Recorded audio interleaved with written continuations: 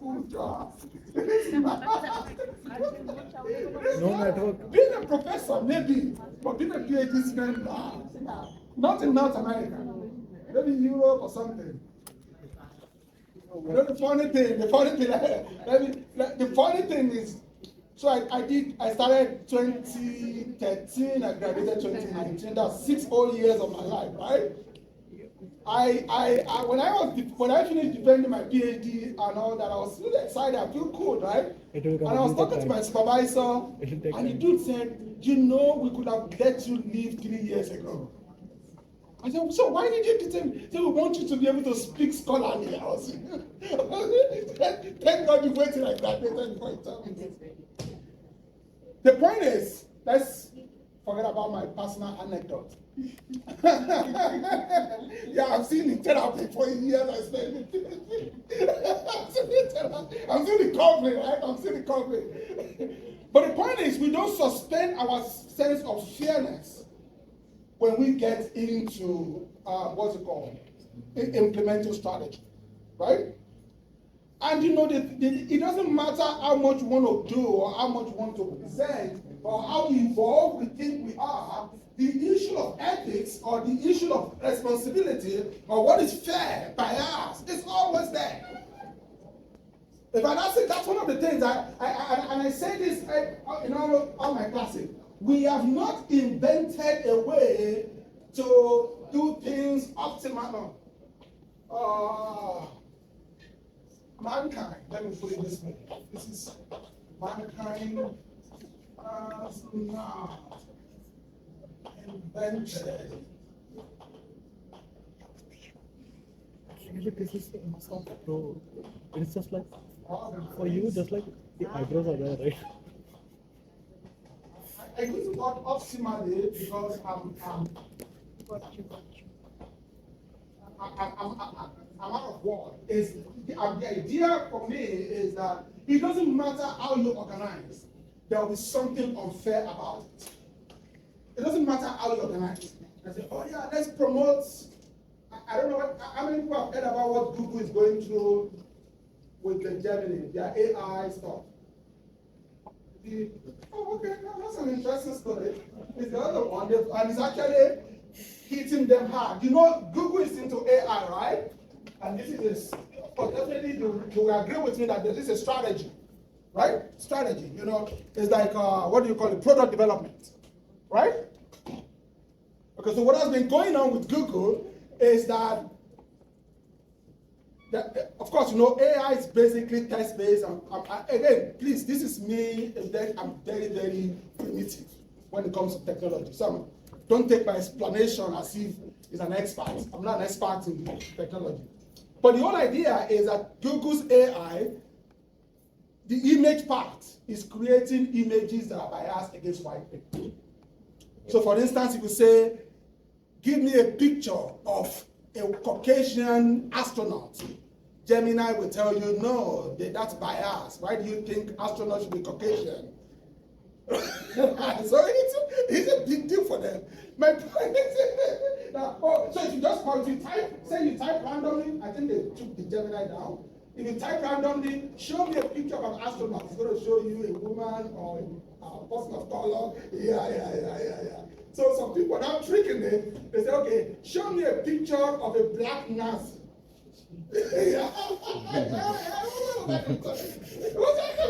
Don't open that doors, please. Do not open those doors. There was an image of a black Nazi. It's bad for them. The point is, but I'm sure when they were coming up with this strategy of going into AI, this was not the kind of problems they were anticipating. But that's the kind of things that happens when you're implementing strategy. Sometimes it just get out of hand, right? Sometimes it does. Okay, so that brings us to ethics and social responsibility, which is really an important part of strategic implementation. What I would say is that you have to consider some of the issues that arises when you are implementing strategy. that could have ethical or moral implications. In the minimum, strategy is about competitive advantage. Do we agree with that? And that's what I've been saying in class. Yes. I hope you believe me. Strategy is about competitive advantage. When there is competition, there is a tendency for being unfair. That's straightforward. That's human thinking, right? If I'm competing with you, at some point I might think, why can't I cut corners to beat you, right? So that's where, and I want to make this very clear. Usually, one class people, usually when people think about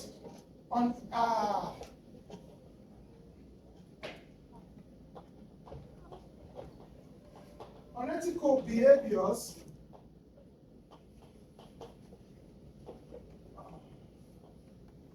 in organizations,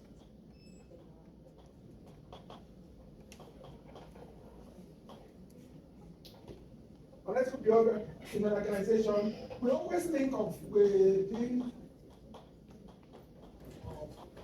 unethical.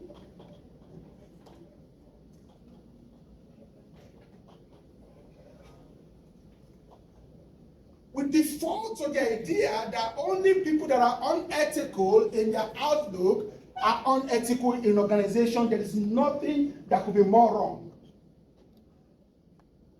There's nothing that could be more wrong. And I'm not saying sometimes the unethical people in organization are not the unethical people, but I'm saying organization processes on their own can create incentive for unethical behavior.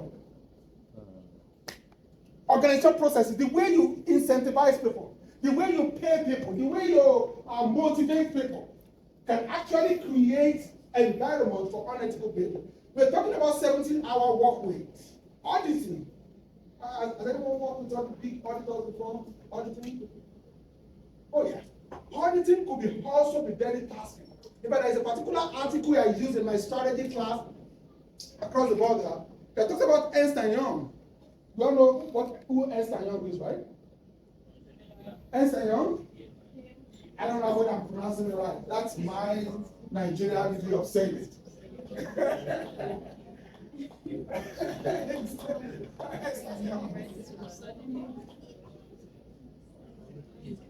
Ernst & Young, you know who they are? Yeah, why? So there was a case that there was actually an SEC. SEC is the Security and Exchange Commission. There's an SEC investigation into this company because they found out that disproportionately most of their auditors cheat on their ethics exams. Auditors cheating on ethics exam. Right, yeah, you heard that right. Their auditors, this is a very leading firm. So you ask yourself, how is it possible? You're not cheating on them. But when they interviewed them, they discovered that the workload was too much. The younger auditors, they are working so much that the only way they could pass was just to cheat. And when someone cheats, they don't get caught. Everybody was cheating. It becomes a pattern in the organization. And then when the executive, when they heard about it, they just, find them a little bit and let the boys do what they want to do, or the girls do what they want to do. The point I'm trying to say is that, for instance, that's one of the drawbacks of that 70-hour work week. If you have to do, say, like a certification, right? When do you get time to study for it? Sometimes that doesn't come into the front of our mind when we're implementing strategy. But when we put so much like that, people start going in behaving unethically.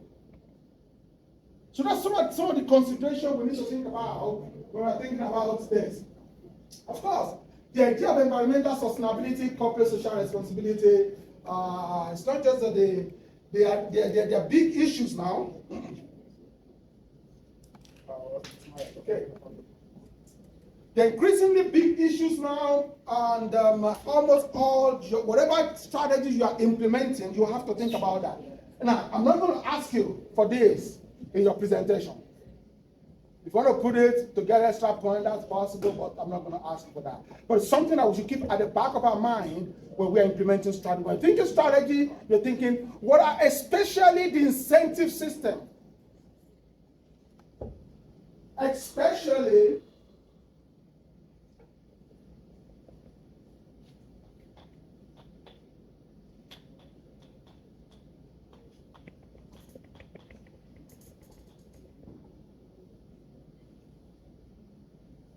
I'm not just talking about pay. I'm talking about promotion. I'm talking about, perks in the office. I'm talking about the incentive system. My professor of management, when I was doing my MBA, he has this saying. He said,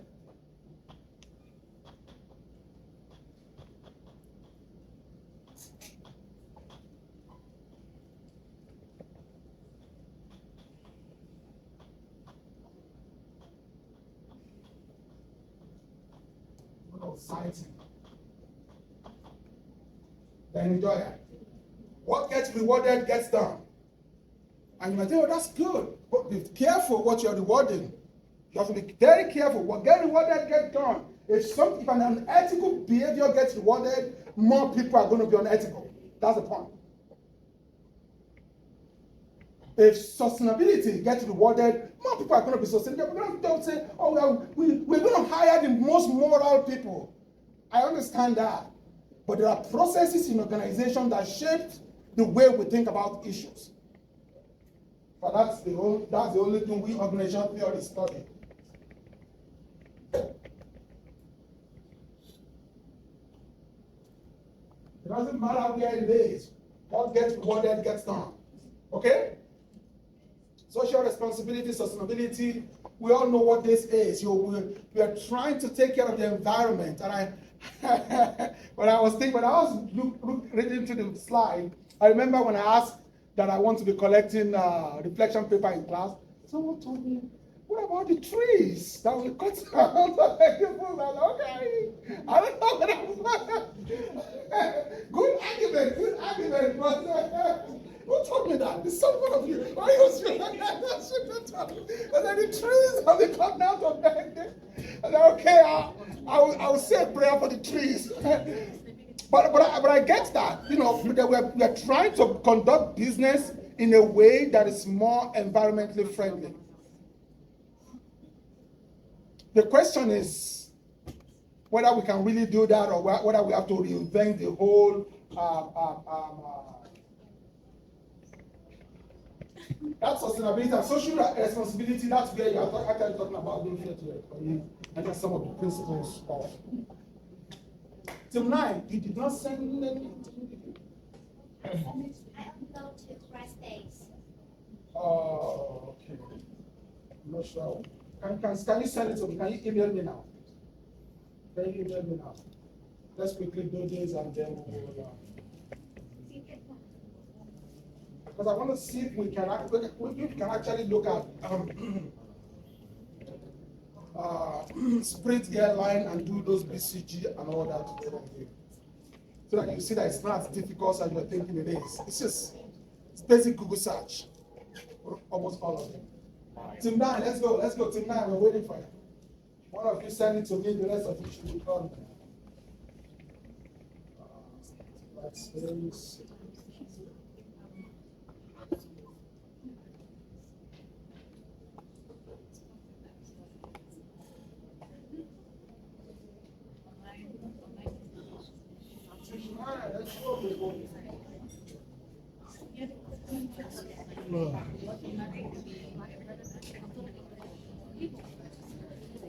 I went to 9, it's gone.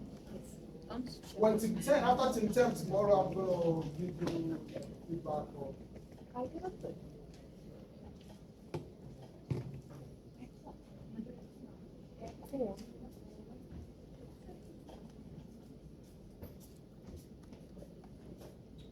About 15 minutes.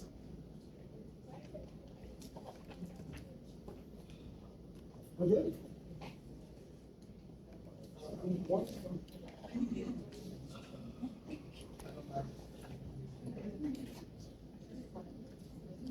Don't worry about saying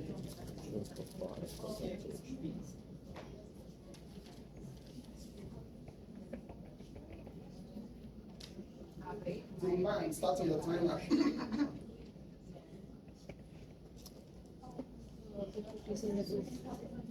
Hello everyone, this is our team 9 and we'll be talking about Spirit Airlines today. So I'll be giving you the overview of the company. So Spirit Airlines, as we all know, is a low-price airline for the Americans. Moving on to this is our agenda for today's discussion points. So the company profile of Spirit Airlines is that it was founded in 1964 as Clipper Trucking Company. Transition of Spirit Airlines took place by passenger airline in 1983 known as Charter One, renamed Spirit Airlines in 1993. Initial operations were specialized tour operators to destinations like Atlantic City and Las Vegas, and the growth took place, expanded destination, received air carrier certificate in 1990. So the presence in the ULCC airline industry, Spirit Airlines is a leading ultra-low-cost carrier in the United States, Caribbean, and Latin America. It operates a vast network of routes connecting major These cities and people, popular tourist destinations. Professor, there is a missing assignment in there as well. So there is. Do you have any missing? Allowing travelers to save The money on the road. Tuesday. Airlines unbundled service model allows passengers to 6. choose and pay only for the services they need, further reducing costs. let's go today first. Okay. So this is the overview. The market strategy for Spirit Airlines is neutral lowest rate in industry, unbundled services and customers paying for their own travel. The network and operations is over 500 flights per day. Focus airports are Chicago, Dallas, Fort Detroit, and Las Vegas, and the hubs are Lauderdale, Myrtle Beach, and Atlantic City. Fleet and growth plan over 100 Airbus aircraft in production use. Over employees are over 6,000 full-time workers, and strategy plan is rapid expansion and increase market share. Now we'll talk about the mission and mission of Spirit Airlines. The mission is to be the lowest price airline for the Americans. They are committed to offering affordable fares and providing a reliable and comfortable travel experience. And the mission is to provide a low airline prices so everyone has an option to travel. We believe that travel should be accessible to all, and the mission is to make it possible. That's all from me. The next part will be covered by my colleague, Tanya. Hello everyone, this is Tanya Masri, and today I will talk about the IFE metrics and financial analysis of Spirit Airways.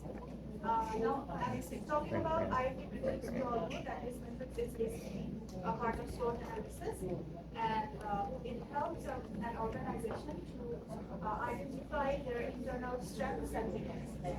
Now, if we look at Spirit Airlines' strengths, we have identified 10 major strengths from them, and two of the major strengths will be cost leadership strategy and transparent strategy.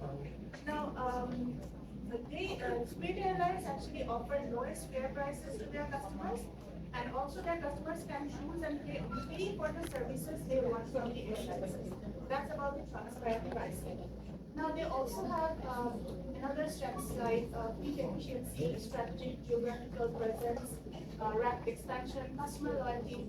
Now the customer loyalty would be, as I mentioned, that they have a lead in their cost leadership strategy, and they also offer the transparent pricing.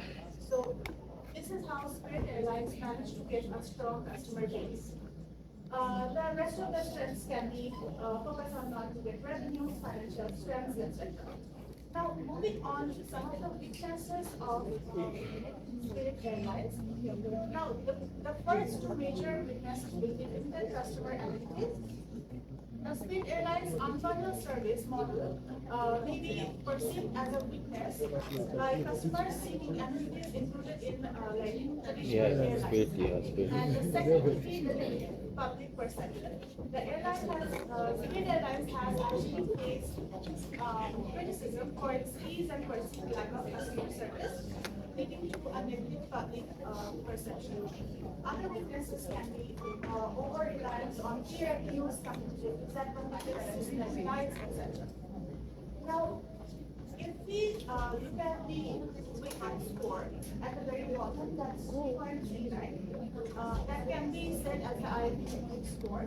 So it indicates a moderately positive assessment of its internal factors, and it means that while Spirit Airlines has strengths and positive attributes, there may be areas and of improvements or potential weaknesses that the company should address. Now, moving on to the financial ratio. Here I want to focus on three major areas, as you can see: liquidity, profitability ratio, and growth. Now, we can see, first coming to liquidity, we can see the current ratio is 1.98 and the ratio is 1.47. Now, ratios, I can say that the liquidity status of Spirit Airlines appears sound. And both the parameters are above 1, so it indicates that the airline has a comfortable margin to meet its short-term financial obligations. Now moving on to profitability ratio, looking at the numbers of gross margin, operating margin, and net profit margin.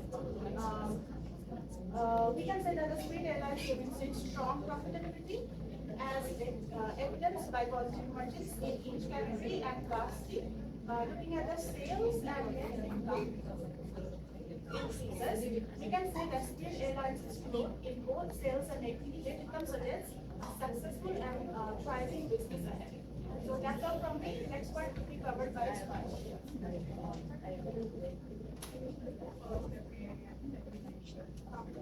Thank you. Now I'm going to talk about the opportunities. So from point of the opportunities, the first thing I would like to highlight is their expansion into the international market. So as they are operating locally, so they need to tap into international market and use that as an opportunity. Next, I'd also like to highlight that investing in sustainable and eco-friendly initiatives is also one of their opportunities. So moving on, I also talk about threats. So those are the two important opportunities. Now moving on to threats, they have this intense competition because we know that in the market of airlines there are other competitors who are performing way better than Spirit. So next, it comes to the environmental concern as they are an airline company, so they have to also look for the environmental concern. So these are the threats and opportunities. Now for the CPM, that's competitive position, that we see that Spirit Airlines scores very at the bottom of it, turning out to be 0.69, and that means that they are at the bottom of all the airlines. So Delta scores is the first position, then United, then Southwest. So we can see that there are a lot of opportunities for the Spirit to work on and overcome the threats. Now I'd like to welcome Shamli to continue the presentation. So now I'll be talking about the strategies, the expo strategies pillars we have because of the expansion into the because of the Spirit's cost leadership strategy. We can have expansion into untapped international markets. And similarly, if we see one of our other strategies, leveraging digital technology for enhanced customer engagement.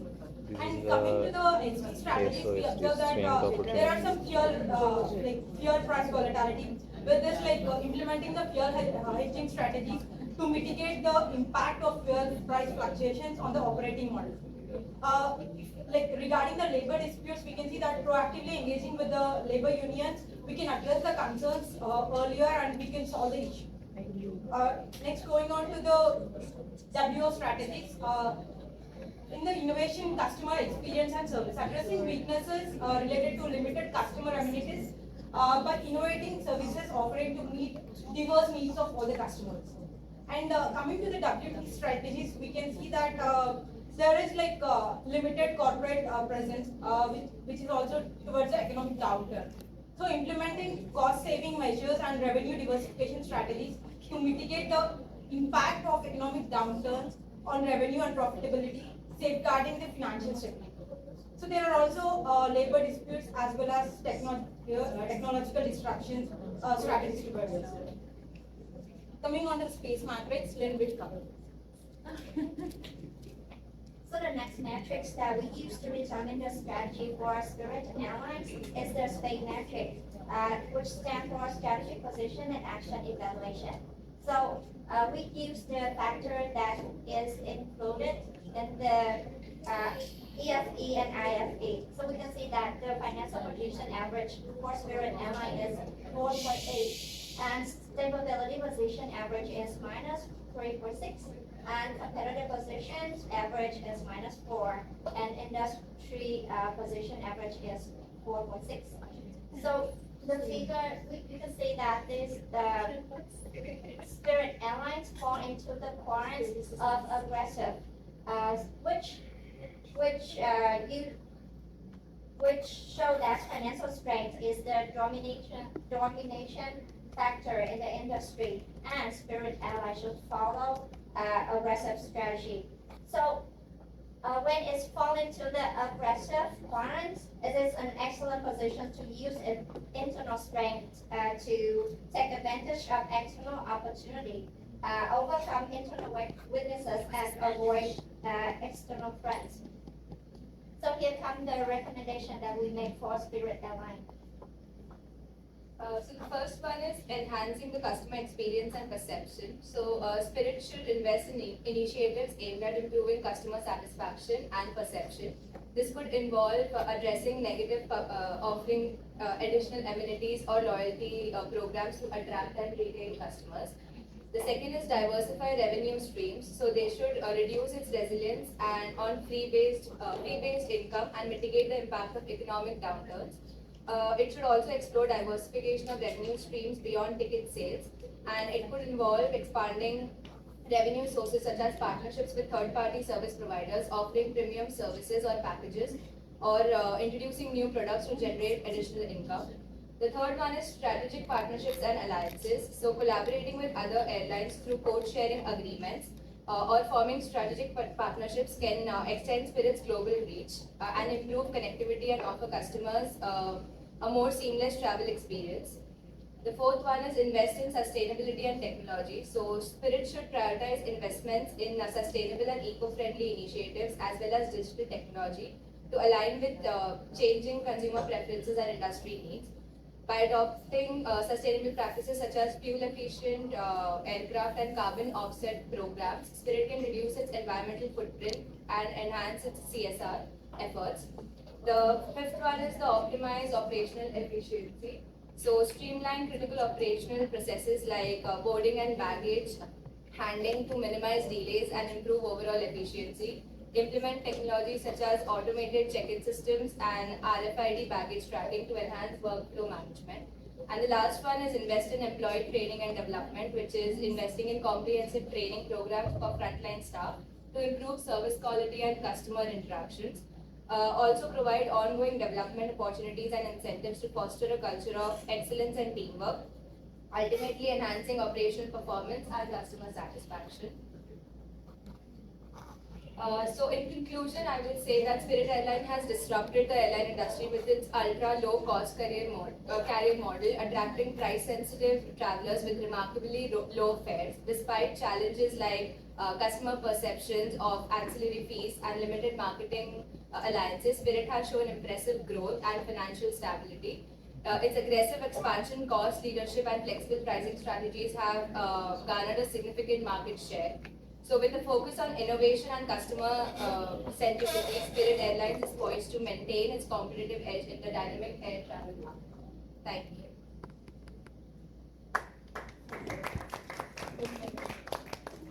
Thank you, Tina. Okay, so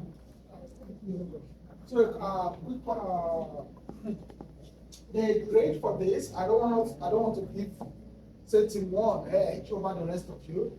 But by graded theirs, they will have more time to reflect on the to reflect on the grading than say Team 10. So that's why I'm going to grade everything after Team 10. Now, two things about the grade. Number one, I want you to focus more on my comments. All right? My comments, not the actual grade, because for me, this is kind of like a feedback assignment. All right? I told you in the beginning that I have two kind of assignments, right? There's assessment, there's feedback. Feedback is where I want to see whether you are getting what I'm saying, funny accent and all. So I want to see whether you are getting what I'm saying. Assessment is when I'm actually measuring your competence, whether you really understand what's going on in class. So this is a feedback assignment. So usually the feedback assignment, I'm going to give you an I score. Don't misinterpret the I score as my endorsement of what you did. Look at the comments. Does that make sense? Hello? Do you understand what I just said? Don't look at the I score and say, oh, of course, if it's very high, if I give you a 9.5, that's an endorsement.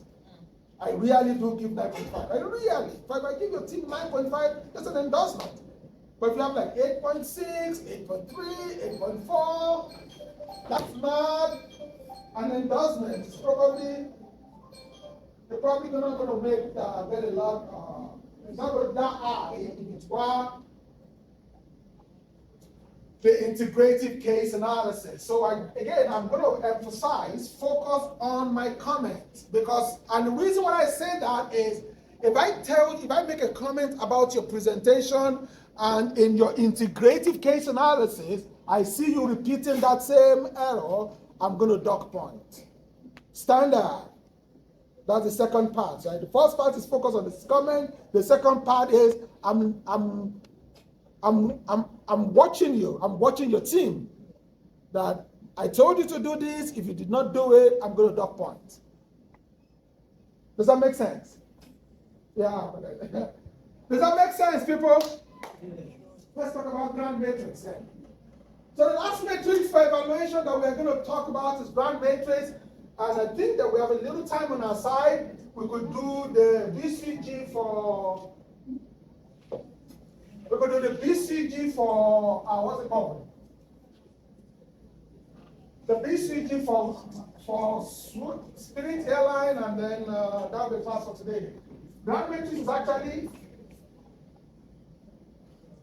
something that we're using metrics that we've already talked about, so it should be straightforward. Now, again, when you're making recommendations, all right? Hello? When you're making recommendations, you have to ask yourself, if the professor asks us, what type of strategy is this? You have to be able to tell me. And you know what I mean by what type of strategy, whether it's related to diversification, product development. If your recommendation cannot be classified that, then they're not strategic recommendations. I'm going to give you as a feedback now. It's going to be point deduction in integrative case analysis. So when you say this is a recommendation, you have to ask yourself, what type of strategy is this? We spend a whole lot of time doing that in class.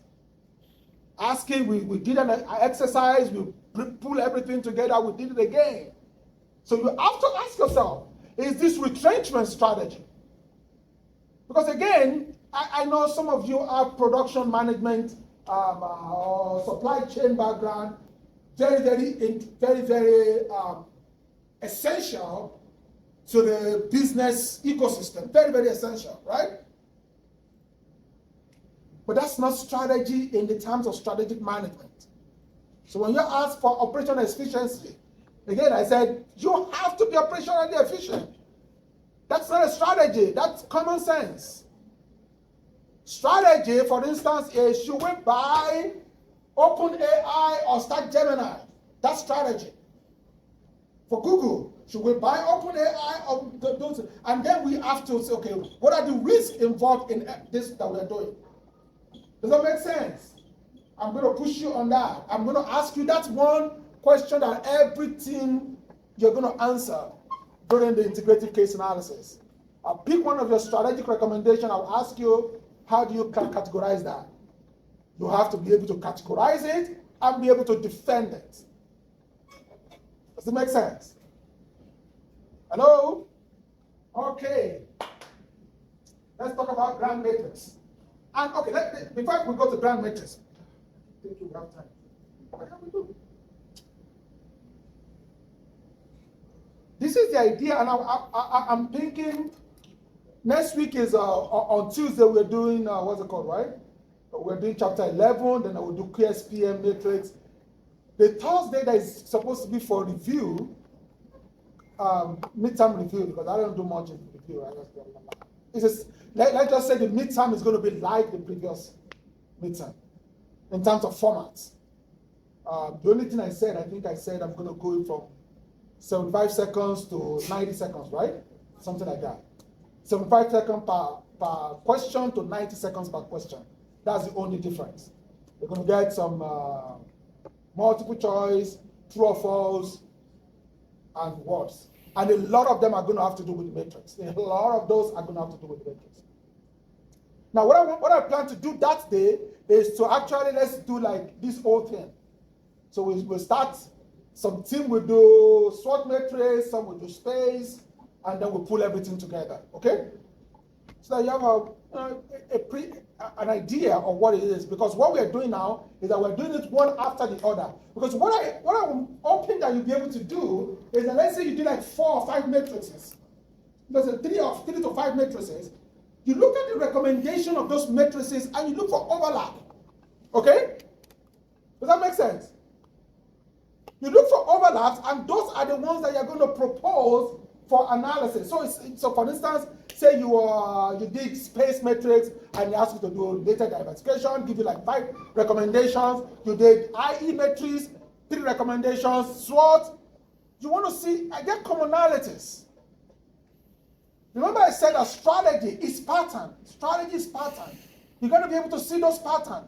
That's the whole essence of what we are doing. It's not the space matrix. We use a lot of assumptions.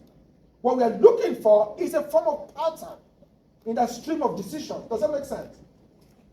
I'm hoping it makes sense on Thursday. That's what I want us to do on Thursday, so that we come to class, teams, I'll tell you which case we are going to use.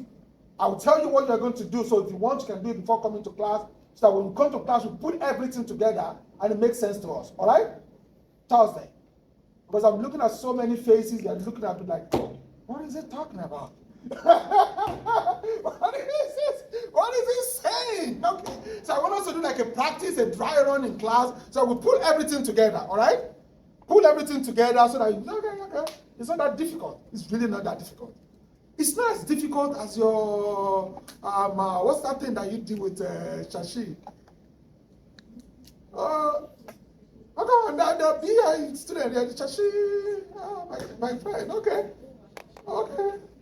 It's, I'll remember, okay. So it's not as difficult, really it's not. It's just for us, when we do everything, we now look, if there are overlaps. Those overlaps are what we are going to use to generate recommendations, and your top 3 recommendations goes into your QSPM, okay? That's what we'll talk about next on Tuesday. Again, I'm better at showing people than talking. Maybe I think so. So I'm sure when we talk on Friday,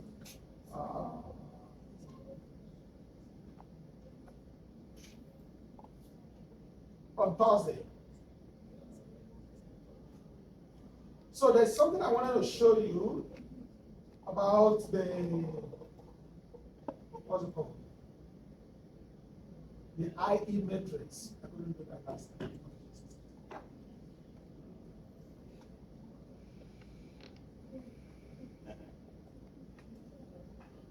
Okay, so when you're done with your IE matrices, these are the recommendations. So this is if you are on this line, if your division falls on this line, you want to maintain an order, and this is part of the slide for chapter 6. All right, all the matrices are in chapter 6. So again, when you are here, you want to devise that retrenchment and all that. I just want to show you the recommendations, integration, and all. Okay. Let's go to.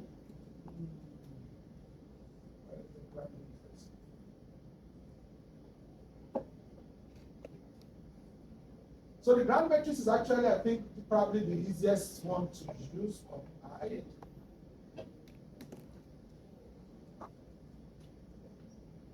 See? Why is it? This should be easy for you, right? Because it's something that we've done before. It's just like the IE matrix. The IE matrix, we just use the IFE and EFE at the divisional level. This one, remember, this in the space matrix, there's a particular line that we call competitive position, right? Do you remember in the space matrix? There's something we call competition, and of course, industry growth rate. That's it. This should be the easiest. Competitive position, that's how competitively strong you are in the industry. The difference between the space matrix and this one is space matrix is 7 points, this is 9 points. You just have to adjust it to it. And then the growth rate. I'm sure we all know what growth rate is, the industry growth rate, okay? So if growth rate is, again, 5% should be the benchmark. The benchmark of thinking about the industry growth rate. You want to do this quickly so that we can do. Do you have any question about this? Again, this is something we've done before. You remember competitive position in space matrix and growth rate. That's very easy. And again, the Excel sheet is going to do the hard work for you. So you said, that's why I said it's kind of straightforward. If you can go to your teams, let's pull out the cell sheet so that we can do this quickly and then, all right, let's do that. Please, thank you. If you can go to your team members. Hello, people. Let's pull out the cell sheet as we normally do, and let's do this as quickly as we can.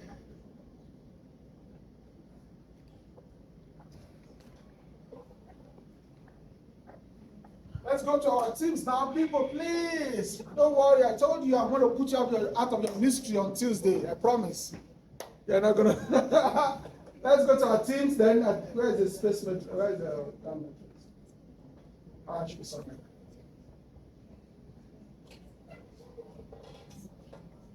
So I'm going to do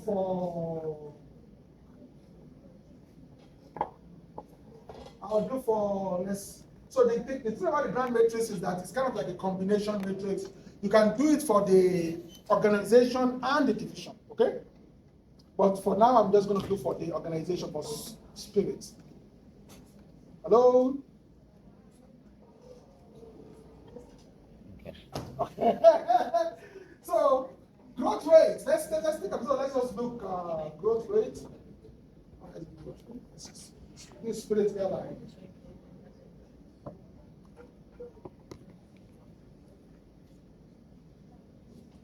Spirit airline, the x-axis. What's the x-axis now? I'm sure. Yes. Oh, that is a question.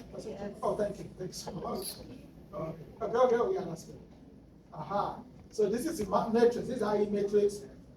You can do it again. You can do it for the organization and then sub-member, like the divisions in the organization. Does that make sense?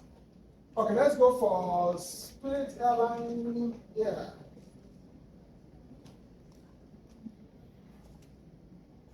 Spirit Airline. Let's talk about it.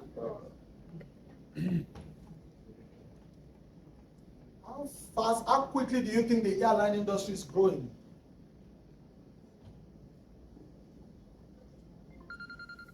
How quickly? Yeah, slow, fast, moderate? You all are looking at me. I said I didn't let Google, right? Did I? Okay. What is the growth rate of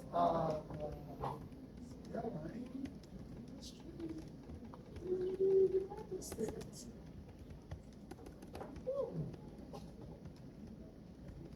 See, there's something. Oh, this thing doesn't come up with what's it called? I've got 11 years for now, 20 seconds, because of our time back. See, you can see something there. ICAO, that's the International Coalition of the Airline People. So it's very credible. Or you needed to use to cite it. What did they say?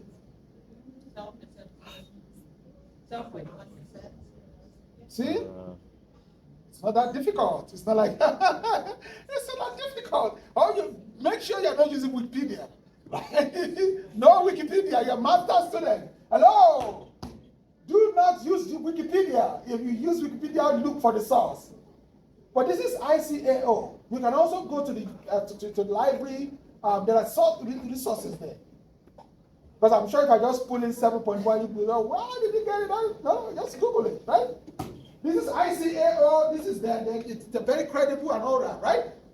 So since we said our cutoff is 5%, right? So cutoff is 5%. We can say, so which one is growth rate? Yep. Just make it 7, right? See? Not very difficult, people. Not very difficult. When you're doing this, make sure whatever source you use, you have to cite. Because if I ask you for where did you get that information from, you say ICAO, and I'm looking at your references, and I do. That's why sometimes I'm slow in grading. I do. Because I work 9 months a year, so 3 months I get 3 months holiday. So when I'm working, I'm working. So if I'm not putting up your grade, it's not because I'm slack, it's because I don't have time to sit down and go through everything I do. All right? So you gotta put this thing there. Now, competitive position, team 9.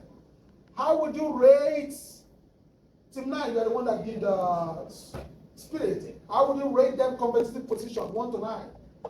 1, 9 being very good. Is that the consensus of the group? Why? Because their position is not as competitive as Delta or United Airlines. They're not as competitive, but 6 is still a pretty good number. No, I'm not debating you. I'm just asking you to justify. I'm not debating because I've not looked at it. But since you did the case, I was wondering whether you have a perspective that's different from the rest of me. So is it 6, 4, 3, 2, 1? Sticking with 6. They're not as competitive as United, which would have given 8. Yeah, all right. But they're also gaining traction, right? If you're really, really cheap and you want to fly, Spirit. What's the Canadian version? Swoop, right? Swoop. Swoop. Oh, Swoop is cheaper. Links? Oh, they just came in? Yeah, but that's a special That is already back. Oh, really? 2 weeks back. So what about Swoop? Because Swoop there was a time my family was in Edmonton. So I'll drive, I was working, I would drive to London or Hamilton and take Swoop. Sometimes I get Swoop for like $54. Yeah. I get $54, go, $50 back. That's great. I'm telling you, 3 hours flight for $54. Hey, now, I'm very cheap. I'm very cheap. हाँ भैया So, yeah. Soup में ही जाएंगे So $50 if you what's it called, you're cheap and you think this is the way to go for you, so let's give them 6. Let's because there will always be people that want bargain. If you want to Based travel on for the vacation, what is it? competitive Just position in up the on the industry. airline and then they're gonna get you there. The grand Now, strategy if you want to rank do- the exceptions hello? from 1. You can go with comparison, you can go with different divisions. It's extremely strong. You can do the same thing for the different divisions and all that. But again, most of these is basically you just Let's say Google Disney. it. Really? Disney's industry. And looking for a reputable In source. the industry, Disney has Really? a strong It competitive boils down to position. just Googling. So it will And be of course, their other Disney, alternative is to go for their, what we call 10K. And and I'm sure you know what compared 10K to the is. market growth. So Do we know what 10K is? The annual report. Yeah, the annual report that if it's an American organization, they submit 10K to it. Let's go there and peruse their financials. You're a business student. You're not philosophy.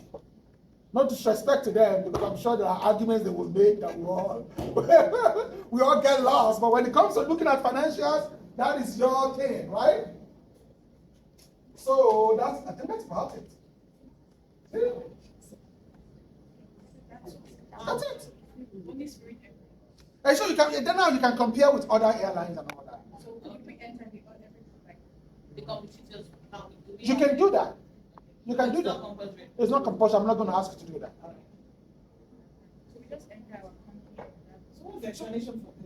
Thank you. So let me clear the hair for yeah, you just enter your company, that's it. So your growth rate and competitive position.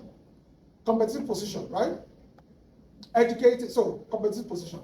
Now, what you can do in addition to this is to look to do for divisions, right? To do for the divisions.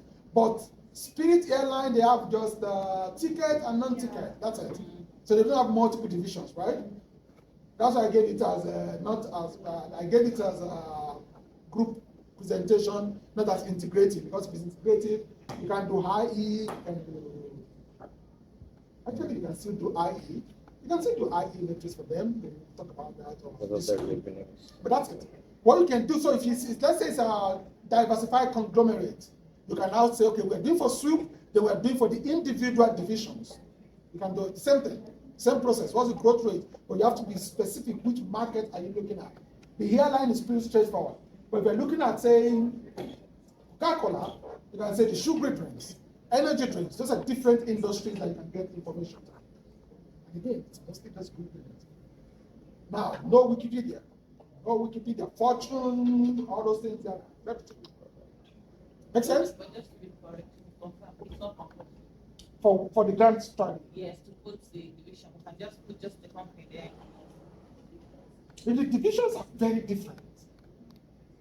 I want you to press yourself. Come on, people. Press yourself. You know, make in the division for a company such as Soup, it's not that different, right? It's not that different. But if you are doing GE, what are the team doing GE? Oh dear. General Electric. There's a team doing General Electric. So Team 5? in this case, And 10. there is a strong competitive. That's a very diversified conglomerate. So When I mean diversified, they're like a good very, very diversified. They have power. Then they have oil and gas. the why To even do it for them, to do for the organization itself, might be difficult to imagine. Because how do you want to say, well, how do you put it? The growth rate of GE industry? GE is not in one industry, in multiple industries. If it's in quadrant 3, that means Do you understand what I'm trying to say? Because when you are doing this, you have to make sure that it makes sense. If the ones that are doing JP Morgan, who is doing JP Morgan? it's a rapidly growing. Investment banking and consumer banking, they're two different kind of banking. I hope we know that. In this, I hope we know that. The two different industries, investment banking and consumer banking are two different industries. They just have banking at the end of it. For the front of it, you could have been airline and oil and gas. So you want to bring that in and say, how similar is the services of this industry, right? Like you can see, I could put up airline, right? I could just put airline, and it makes sense. But for GE, you got to do it for the division, right? Does that make sense? But she's separate interpretation. Now that's where we're going to. So this is Spirit Airline. Basically, there's this quadrant 1, which is the aggressive quadrant, and then we can go in. And that's basic. Thank you. That's what I want us to actually do for today, is to look at it. QSP? So for each of the quadrants, you have recommendations.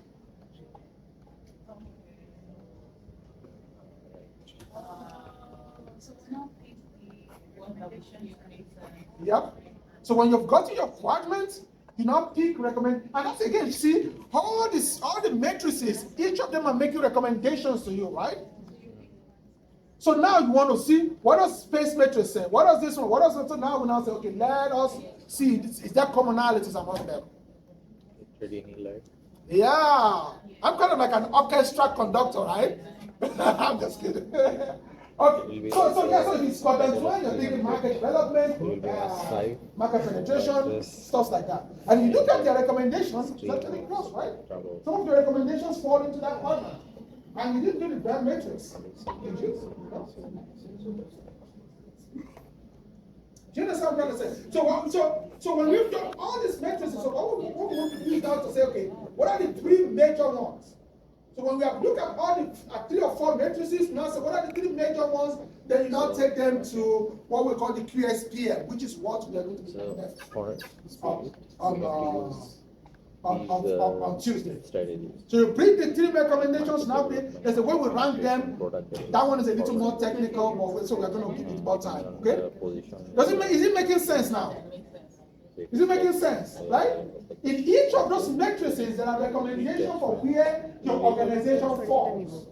So basically, but you're not just taking one and say, oh yeah, SWOT matrix. No. This is SWOT matrix. This is space matrix. This is IE matrix. This is BCG matrix. This is brand matrix. Do we have a commonalities? There are like an overlap, and then you use that. Whatever. So usually I would recommend that you use 3 strategies, no, 2 strategies from deducting from those matrices, and then we take them to the one that give us evaluation. We call it strategic evaluation. Okay? Alrighty, I'll see you on Tuesday.